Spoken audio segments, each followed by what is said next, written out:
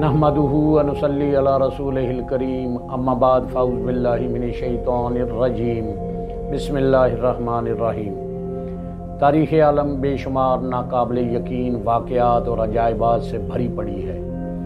इन्हीं में से एक का तज़किरा बयान करता हूँ, वो है औज बिन अनक। जी हाँ, ये तारीख़ आलम में सबसे कदावर और लंबी उम्र पाने वाला इंसान था, जो कि एक काफिर था और हज़रत मूसा अलैहिस्सलाम के हाथों हलाक हुआ। इसने तकरीबन 3500 साल उम्र पाई। ये इतना दराज कद था कि तूफ़ान नूह के वक़्त इसने हज़रत नूह अलैहिस्सलाम से कश्ती में सवार होने की इजाज़त चाही, तो आपने फरमाया कि तेरे लिए मुझे इजाज़त नहीं, क्योंकि तू काफिर है। ए दुश्मन खुदा, मुझसे दूर हो जा। और जब तूफ़ान नूह आया तो ये एक पहाड़ पर चढ़ गया। तूफ़ान नूह के वक़्त पानी सिर्फ इसकी कमर तक ही पहुंच सका। ये पानी से मछलियां पकड़ता और सूरज की तपश में इन्हें खूब गर्म करके खाता। इस तरह इसने ये अपना वक़्त गुजारा।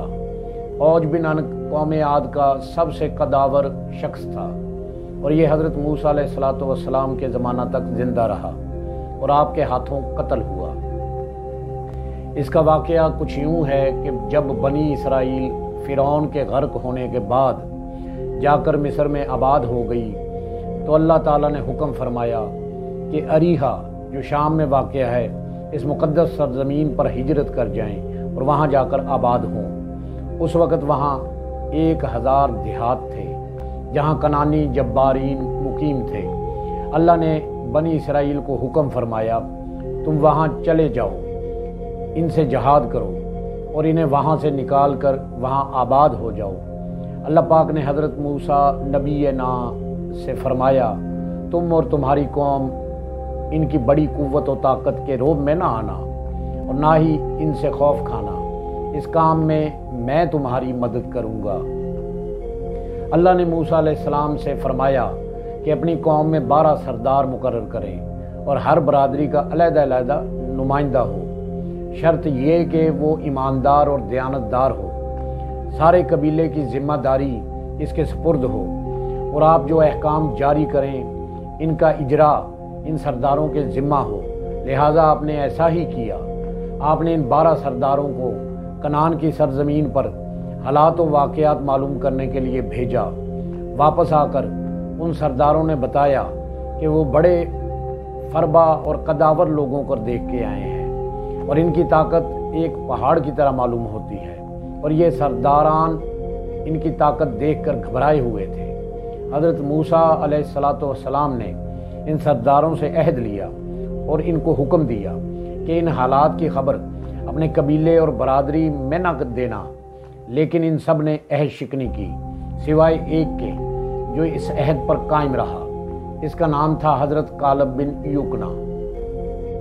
एक और रवायत है कि बनी इसराइल के ये सरदार जब कनान पहुँचे तो वहाँ पर औज बिन अनक ने इन 12 सरदारों को पकड़ा और अपने लकड़ियों के गट्ठे के साथ बांध लिया और ले जाकर अपनी बीवी के आगे फेंक दिया और कहा कि ये हैं वो सूरमा जो हमारे साथ जंग करने आए हैं। दिल तो चाहता है कि इनको पैरों थले देकर मसल दो, लेकिन उसकी बीवी ने मशवरा दिया कि इनको छोड़ दो ताकि वापस जाकर अपनी कौम को तेरे बारे में बताएं, जिसकी वजह से वो दोबारा ये जुर्रत ना कर सकें और तेरा रोब, दबदबा और खौफ इनके दिलों पर बैठ जाए।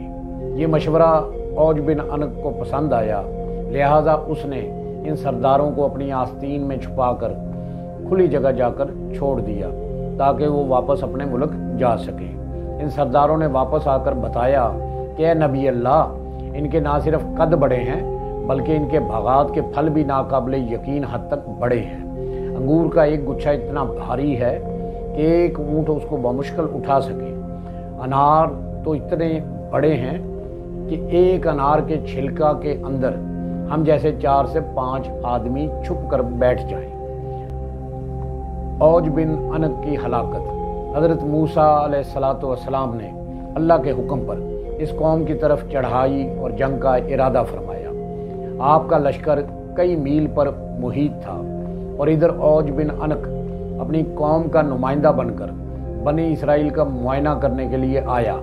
جب اس نے قوم موسیٰ کی جنگی تیاری دیکھی اور ان کا لشکر دیکھا تو اسے بہت غصہ آیا، اور اس نے پہاڑ سے ایک بہت بڑا پتھر لشکر کے طول و عرض کے مطابق اس ارادے سے اٹھا لیا کہ اس پتھر کے نیچے موسیٰ اور اس کی قوم کو کچل کر فنا کر دے۔